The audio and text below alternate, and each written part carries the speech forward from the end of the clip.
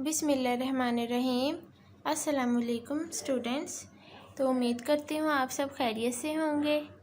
तो नेक्स्ट हमने अपना ये जो टोपोलॉजी है इसका ये थ्योरम करना है 7.9.1।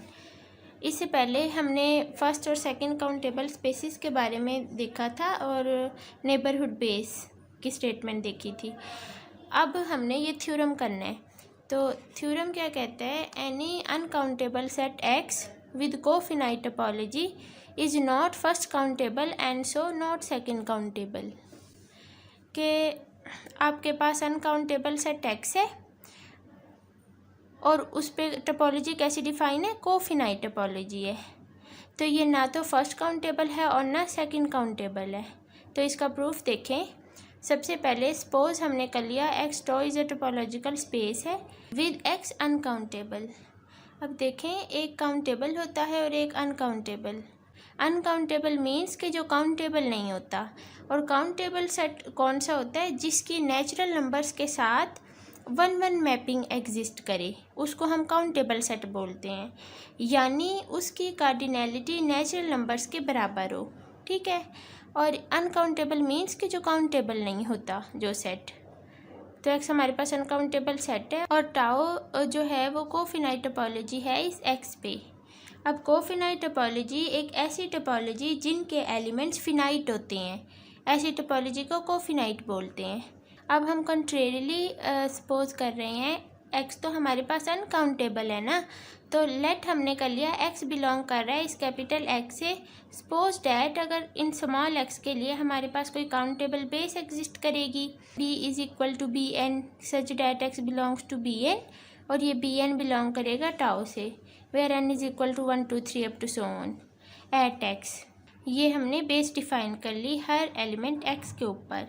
अब कोफिनाइट टोपोलॉजी के अकॉर्डिंग हर बी एन का कॉम्प्लीमेंट फिनाइट आएगा। तो आपके पास the complement of B N is finite, so that the set G is equal to unions of B N complement, ठीक है। अब बी एन जो कॉम्प्लीमेंट है ये फिनाइट है, तो इसका यूनियन लिया हुआ है एन इज़ इक्वल टू 1 से इन्फिनिटी, ठीक है। तो ये यूनियंस ऑफ ऑल फिनाइट जो एलिमेंट्स का भी आपके पास फिनाइट ही होगा जी आपके पास। तो ये क्या है, is at most countable. At most countable का मतलब ये है कि a set which is finite and countable is called at most countable, कि ये फिनाइट भी है और काउंटेबल भी, सिंस एक्स इज़ अनकाउंटेबल। अब ये आपके पास फिनाइट भी है और काउंटेबल भी है, लेकिन एक्स आपके पास अनकाउंटेबल है। तो अगर जी काउंटेबल है और एक्स अनकाउंटेबल है, तो इसका मतलब ये है कि एक्स के कुछ एलिमेंट ऐसे मौजूद हैं जो जी के अंदर नहीं है। तो वो लेट से हमने कह दिया there is a Y belong कर रहा है एक्स से, और वाई जो है स्मॉल एक्स के इक्वल नहीं है, such that Y does not belongs to G, इस जी से बिलोंग नहीं करेगा। अगर वाई जी से बिलोंग नहीं करेगा तो उसके कॉम्प्लीमेंट से बिलोंग करेगा, ठीक है। तो वाई बिलोंग करेगा एक्स डिफरेंस जी। देखें ना, अगर वाई जी से बिलोंग नहीं कर रहा, तो अगर एक्स सेट में से हम जी के एलिमेंट्स निकाल दें जी सेट के, तो वाई उससे बिलोंग कर जाएगा। नाउ अब आपके पास एक्स डिफरेंस जी किसके इक्वल है, एक्स डिफरेंस जी आपका unions of B N complement आया है, तो इस जी की यहाँ से पुट कर दो वैल्यू।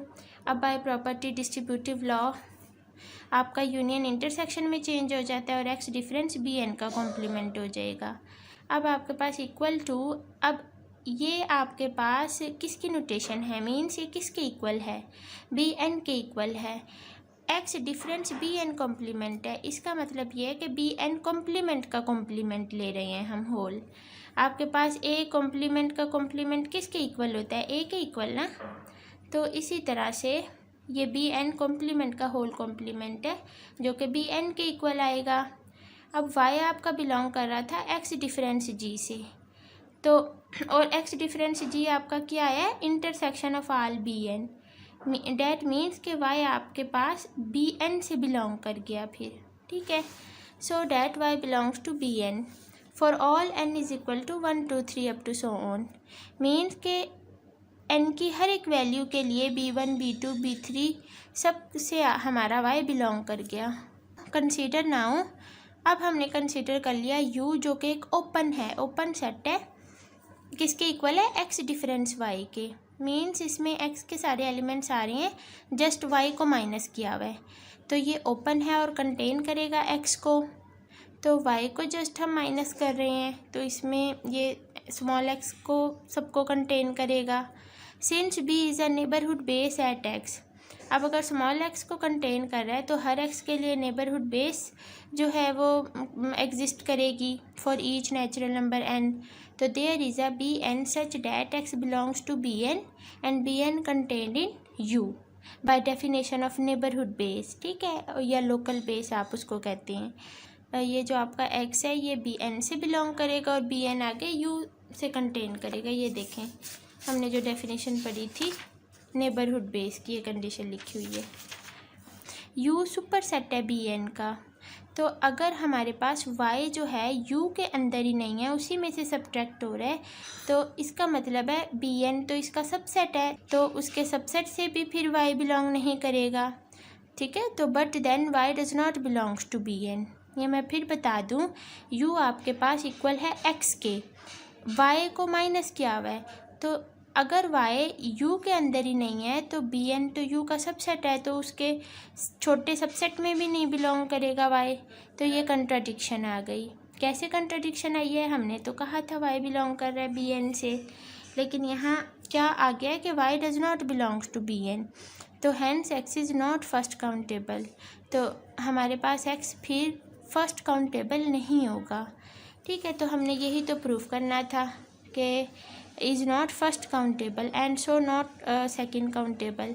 अब देखें x is not second countable, अगर वो फर्स्ट काउंटेबल ही नहीं है तो वो सेकंड काउंटेबल भी नहीं होगा।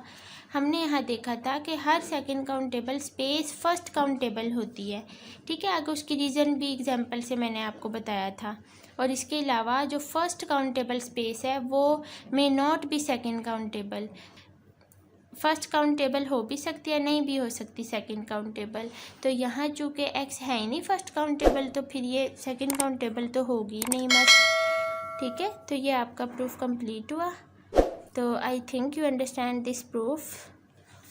नेक्स्ट इंशाल्लाह फिर हम बाद में पढ़ेंगे। अल्लाह हाफिज़। अस्सलामु अलैकुम वरहमतुल्लाहि वबरकातुहू।